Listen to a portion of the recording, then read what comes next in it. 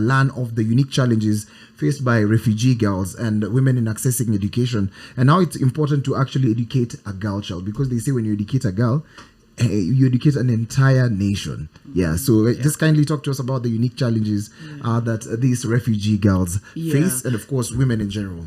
So first of all, let me just say that we are concerned about children, and so in our education programs we include both women and men, or girls and boys. But we have found that in that there have been many challenges. Of course, the whole area of gender inequality is a subject and that's why we're here. So you having to cross that hurdle of, okay, there are differences. People have attitude about who goes to school. The boys are usually favored. Traditionally, even when I was growing up, it wasn't automatic that if you're a girl, you would go access. to school. The best is you'd go to school and then maybe you don't need to go to university.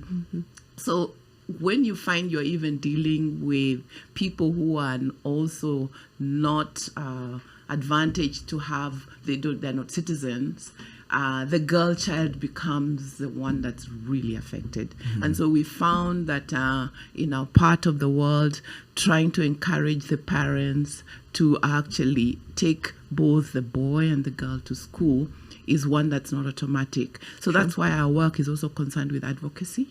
And we are happy that we've got support from government in terms of promoting the girl child, giving them opportunities, equal access, and our work, therefore, in terms of financing has really favored the girl child. The other challenge is just also the traditional beliefs in some of the communities. By the way, we are not only just concerned about refugees that are foreigners, we also have found that we have served the host communities in the parts where the camps and the refugee communities are.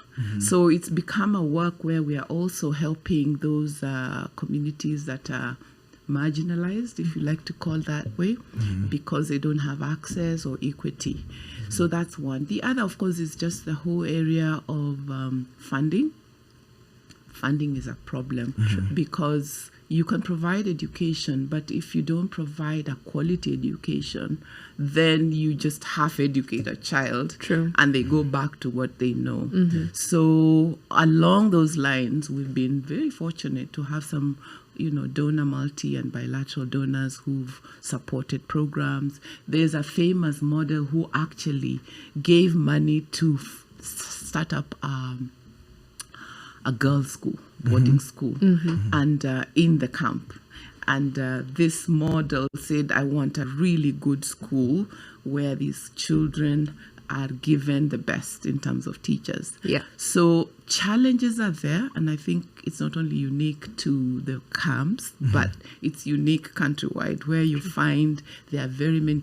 We have about 25,000 students that we are, both boys and girls. Wow. And out of that is a of large course, number. The women are fewer.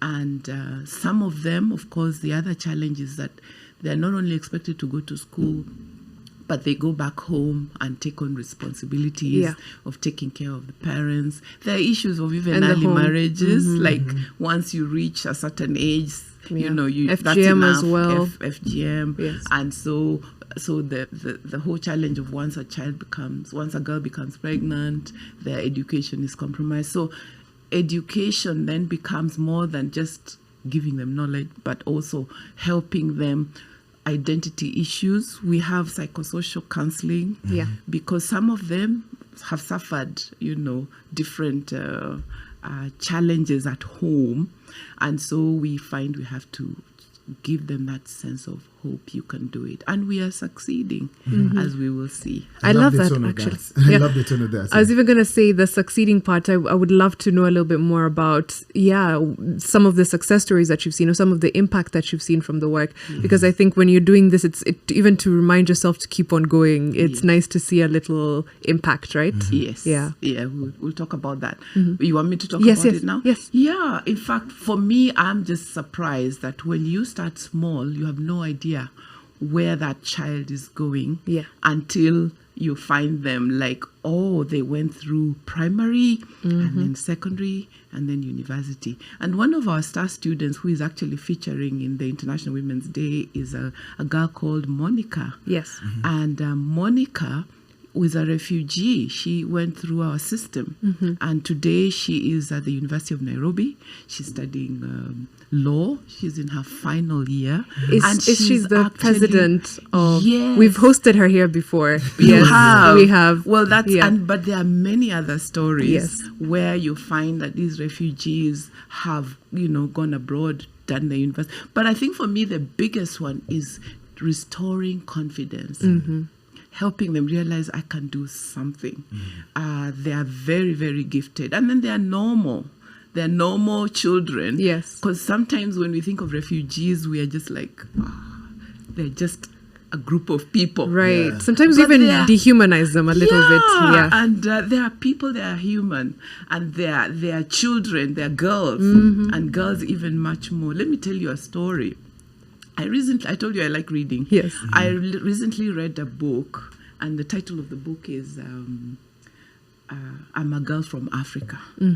I'm a Girl from Africa is a book written by a lady called Elizabeth Nyamaro. She comes from Zimbabwe.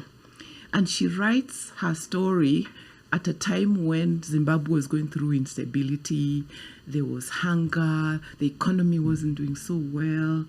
So this girl was born from a young mother, teenage, and this young mother who was unmarried had to go and find work. And typical, the daughter goes back to grandma, and grandma is struggling. So Elizabeth is brought up by her grandmother, and difficult food issues, and she's actually benefiting from UN rations. So she tells a story of how the UN saved her life. Eventually, she said she's gonna work for this organization and she's gonna make a difference.